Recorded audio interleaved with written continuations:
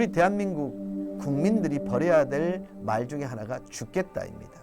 힘들어 죽겠다, 답답해 죽겠다, 어려워 죽겠다, 죽겠다 할 수 없다.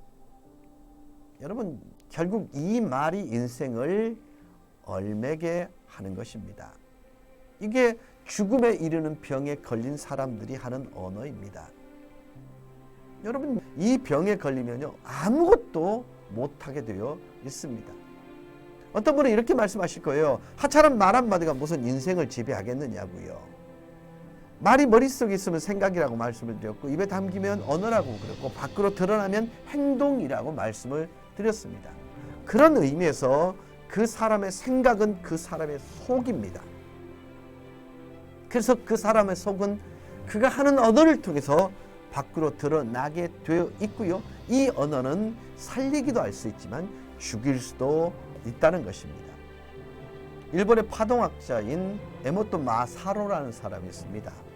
그 사람이 쓴 책 중에 물은 답을 알고 있다라는 책이 있는데요. 그 책의 내용은 물도 사랑에는 반응한다는 말을 했습니다. 우리가 물을 향해 심한 모욕의 말을 하면 물의 결정체가 흉하게 깨져서 그 모양이 형편없이 변한다는 것입니다.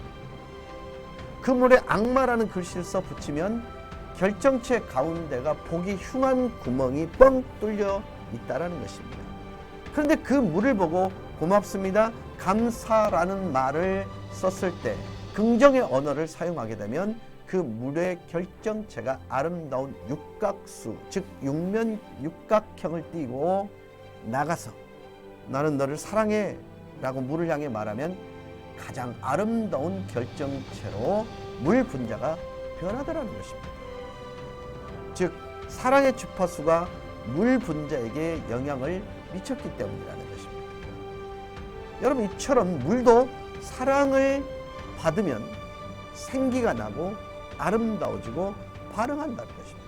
하물며 인간의 인체가 70%가 물로 형성되어 있습니다. 서로를 미워하고 저주하고 분노의 마음을 품으면 인체에 있는 물 분자가 흉하게 일그러지는, 그래서 이상한 모습을 띠고 파괴적인 모습이 되어서 결국 온갖 질병을 양산해 낸다는 것이지요. 말 한마디가 그 일들에 영향을 끼친다는 것입니다. 세계적인 민간 연구기관인 월드워치라는 단체가 세계 언어 중에 50%에서 90%가량이 21세기쯤이면 사라질 것이라고 예언했습니다. 언어가 여러 세대를 거쳐서 계승되어지고 승계되려면 적어도 10만 명 이상의 인구가 사용해야 한다는 것입니다. 그런데 현존하는 언어 중에 반 이상이 그 사용자가 2,500명에 밑돌고 있는 언어입니다. 예를 들어서 시베리아 지역에 사용되어 있는 언어인 우다헤이어는 600명, 아프리카의 아리카푸어는 6만 명이 쓰고 있답니다. 심지어 알래스카 지역에 에아거를 쓰는 사람은 83세 마리 스미스라는 여성 한 명뿐이라는 것입니다. 언어학자들은 금세기 2100년까지 3,400 내지 6,120개의 언어가 사라질 것이라고 추정합니다. 언어란 원래 생겼다가 사라지기를 반복하는 것이지만 최근처럼 이렇게 언어의 소멸 속도가 이토록 빨라진 데는 다양성을 인정하지 않는 인간 사회의 원인이 있다고 인류학자들은 말합니다. 전 세계적으로 만연한 종족 분쟁은 인종 청소라는 극악한 범죄까지 발생시켜서 같은 언어를 사용하는 한 종족을 아예 없애버리기도 합니다.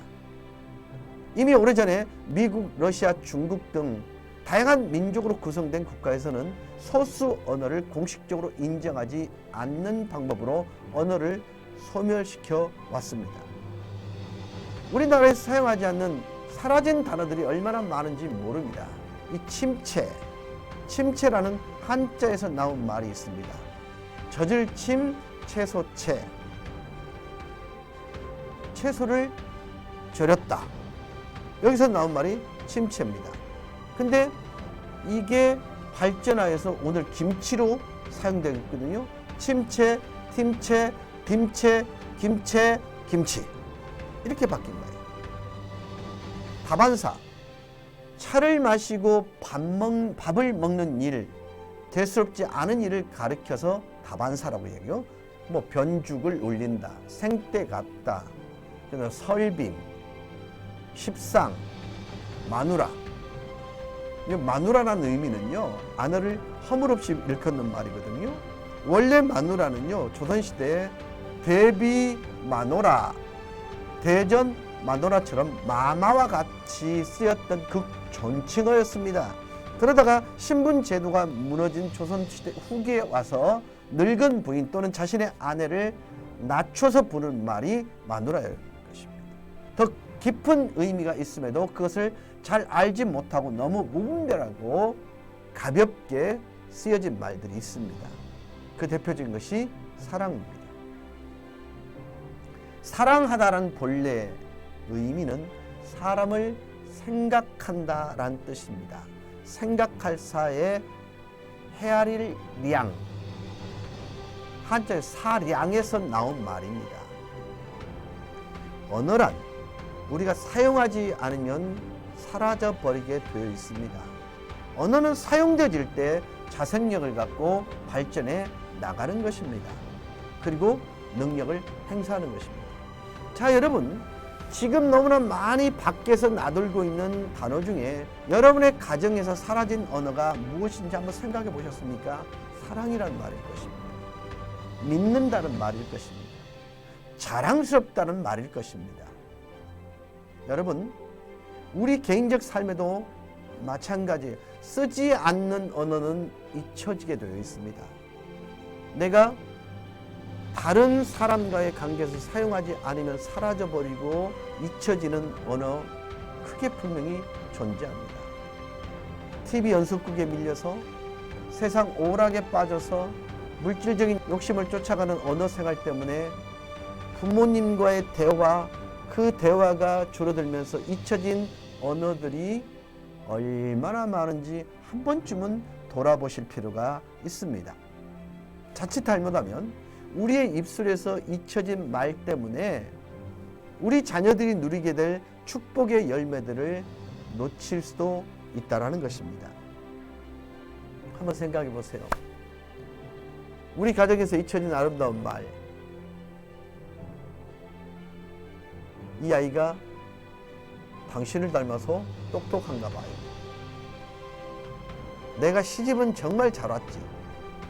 당신이라면 할 수 있어요. 역시 당신밖에 없어요. 당신이라면 할 수 있어요. 당신 곁에 사랑하는 가족들이 있다는 걸 아시지요? 나는 당신 없이 하루도 못 살아요. 당신은 언제 봐도 멋있어요. 세상에 당신 같은 사람이 또 있을까요? 나는 다시 태어나도 당신밖에 없어요. 사랑해. 여러분,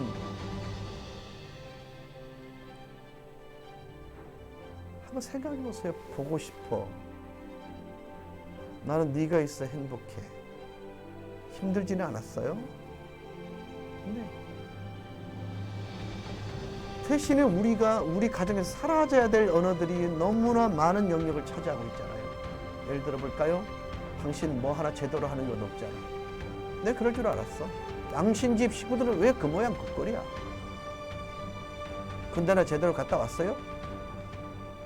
아이고, 머리 벗겨진 걸 보니까 공짜 되게 좋아하나 보네.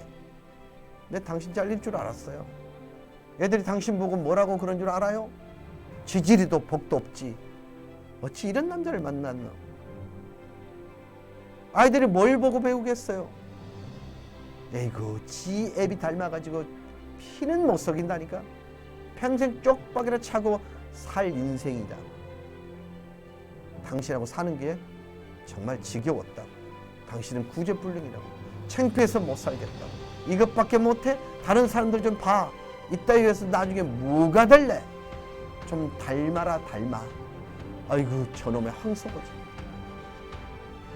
여러분, 이런 마음을 가져봤습니다. 우리 가정 속에 살아있어야 될 언어들, 확산돼야 될 언어는 조금씩 소멸돼 가고, 꽃 피우지 말아야 될 그런 언어들이 우리 가정에 얼마나 많이 자리 잡고 있는지, 한 번쯤은 되돌아보셨으면 좋겠습니다. 오늘 저는 행복은 지극히 사소한 곳에 있습니다. 작은 말 속에도 있답니다. 라는 말을 여러분께 꼭 해드리고 싶어서 오늘 이 강의를 준비해 봤습니다. 여러분, 우리 인생의 크기는 내 말의 크기에 따라 결정납니다. 여러분, 파이팅 하시기 바랍니다.